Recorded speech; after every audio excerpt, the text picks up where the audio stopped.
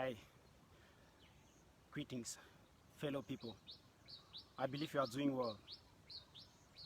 It is a wonderful time to come around again. I'm Akwago, and I'm mostly here because there are a lot of things we must keep talking about Africa, which concerns all the youth in black skin around the globe. Um, uh, you see, there are a lot of things that have made us to be conscious that, whether we like it or not, we must come to this reality that we must start doing something about Africa. The paradigm of our forefathers is almost fading away, and there is something that we must do to shape our own paradigm, our own way that things must be done. In the average African family today, a visa to travel abroad is one of the most celebrated things. Well, you can't blame them, because just a person out of the family who goes out of Africa can really change the destiny of that family. But I'm thinking that youths of today in Africa should start thinking how to change the narrative instead of aligning with the narratives. Don't you think that it's time already that we started designing the way Africa should look like? I mean, creating the kind of future we want for ourselves. Okay? Africa, if you go around Africa, you will see a lot of youths who can build things like drones and they fly. Small models of drones, of course, aeroplanes, you see small mansions and all those things that they can build. What are we doing as African people to gather these talents and channel them for the development of our continent? Of course, you may tell me that I don't have the power, which is true.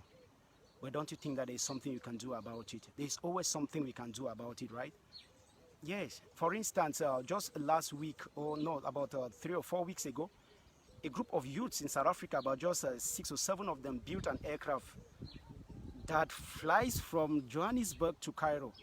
Imagine such talent, such wonderful potentials, which if we were to channel and bring to the right place, like getting them into the right aeronautical schools, everything is going to be fine. We start traveling intercontinental, traveling all around Africa, anytime, anyhow that we choose to do it. But now, some of these talents, if we are not careful, are going to remain in our backyards, and they shall never come to the forefront to develop our continent. Why? Because we are divided, we are scattered. We are supposed to be conscious to start going into the direction that will make the colonial boundaries fall, so that we can be able to harness capital and build big industries like the aviation industry, like the shipping industry. All those things are very necessary for Africa. COVID-19 came and opened the eyes of the world to really understand, or the eyes of Africans to really understand that the time has come that they start doing something about their lives. Imagine Africa. Africa, just after COVID-19 was announced, it was so shocking that in Africa, most of the nose mask or face masks that had to be produced out of the continent. Even to the extent that even countries that produce wood in Africa, like my own country, the illusion they call country in where I live, they still import stuffs like toothpicks and things like that. The list goes on. My fellow youths, what I'm trying to ask is, how long are we going to bear this? For how long are we going to continue under this mechanized kind of slavery that was designed for us? Isn't it time that we took our destiny into our hands? Please understand me, don't quote me wrong. I am not asking you to enter the streets or asking you to go to any government office and ask of anything, no. Just by sharing a video like this, just by commenting to correct something that is going wrong, just by saying what you think, just by changing your mindset about not thinking only of your individual state that the white man handed down to you, but by thinking of Africa as a nation that deserves to be built, is something that we must do in order to give dignity to our progeny. Our children are not supposed to come and urinate on our graves that we failed to do what we were supposed to do to give them a better life.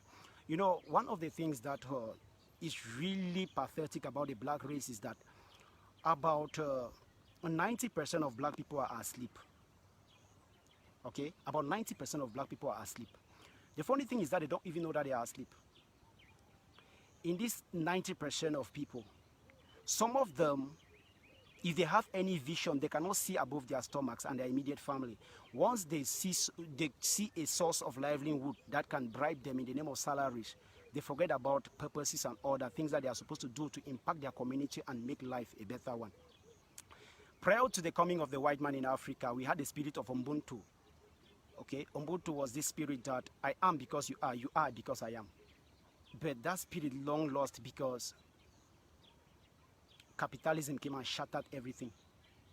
Now we value things according to their price, not actually because of the real value of the things. That is what brainwashing and all those things did to us. But we have a new perceptions as the youths of Africa, and we can always do something about it. You know, some of us will keep telling you, because you need to know that there's coming a time that blames will be hampered on you if you don't do anything about it now. Now, we are not just talking because we want to talk. We have a plan. There is this genius that the black community is here to pay homage to. Professor Hannington Mubawa took some time, designed a plan that is supposed to liberate Africa. Bring Africa to the forefront of the world, especially economically. It is what China started doing in 1979. And look at where China is today.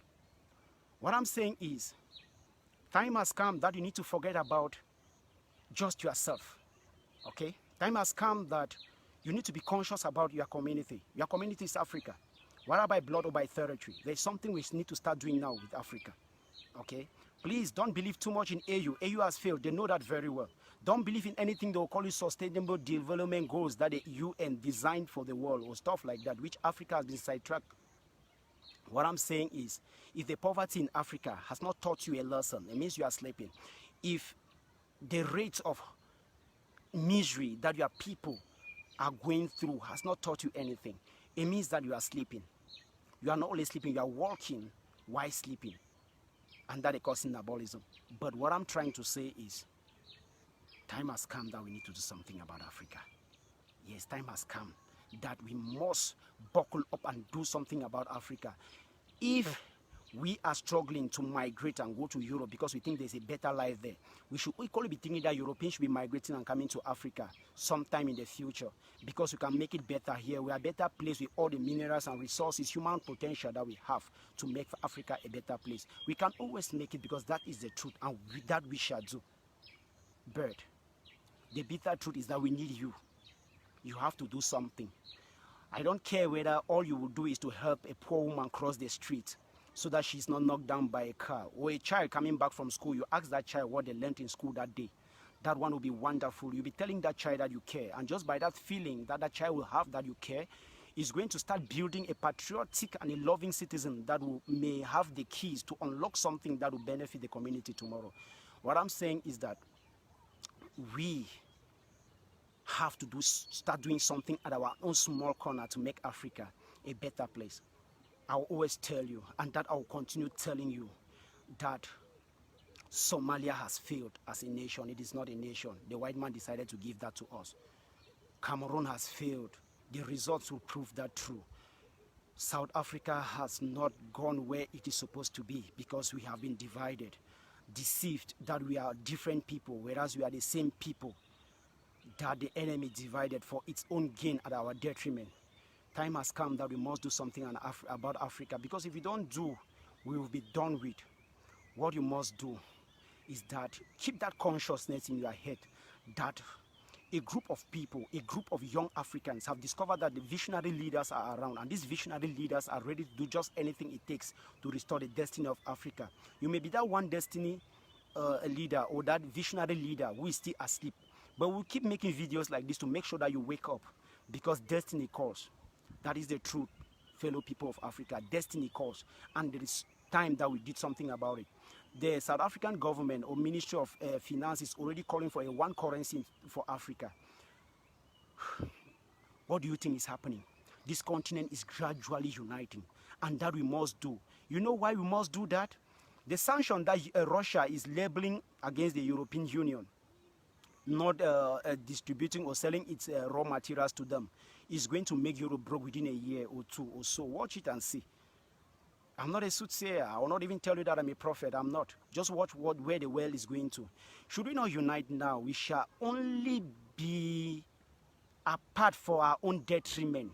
We shall only be the ones to regret, and regretting is not something that is good to do, because when you regret, you don't have any choice but to follow the path that you mistakenly took. What I'm trying is that we need to keep going. We need to do something about uniting Africa now when we still have the means on how to do it. Remember, in one of his speeches, Professor Paul Lumumba said that if we are not careful, 25 years from now, we have about 100 different confused states in Africa who will be illogically calling themselves nations and countries, because Africa will continue break down. Why will they be breaking down? Because we are being manipulated mentally to think that we are our own enemies, whereas we are not our enemies. What we must do is that we must not afford, under any circumstance, to betray future generations.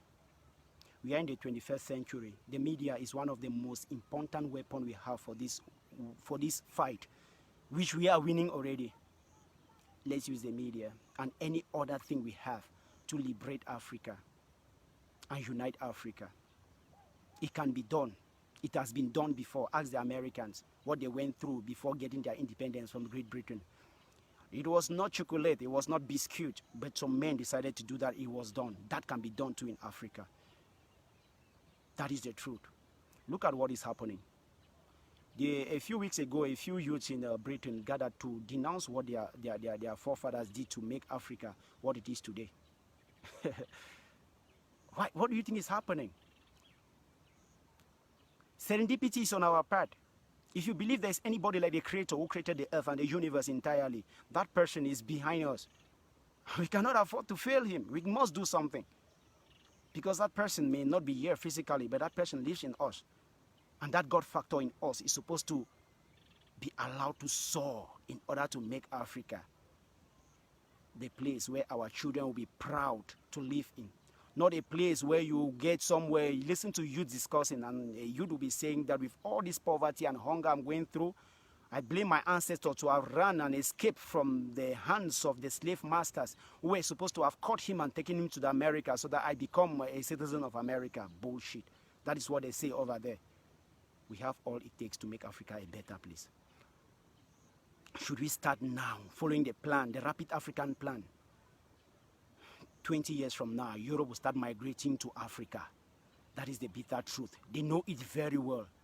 But what I don't think, or what I don't understand is, if you know, I am not too sure that you know that very well the way you should know, then you will not be this calm. There is something we must do about it. Remember, I'll keep talking. Why talking? We are doing something. Some of you call it playing games. But that is not it. There is something we are doing about Africa. That when times come, or when the time comes, you would have wished you got on board earlier. Because I know you must get on board. It is your destiny we are talking about. It is the destiny of your children we are talking about. All it needs is a plan and visionary leaders. That visionary leadership, I believe, is already in place. Because leaders like Paul Lumumba, we have leaders like Prof. Mutabara, we have the great genius, Professor Hannity Mubawa. Those are people we have been blessed with who can help us get there. There we must get. Don't ever forget it. The only thing that motivates me of doing what I am doing is because I love you genuinely. I will always love you. And we shall do everything it takes to restore the dignity of Africa. Thank you for watching.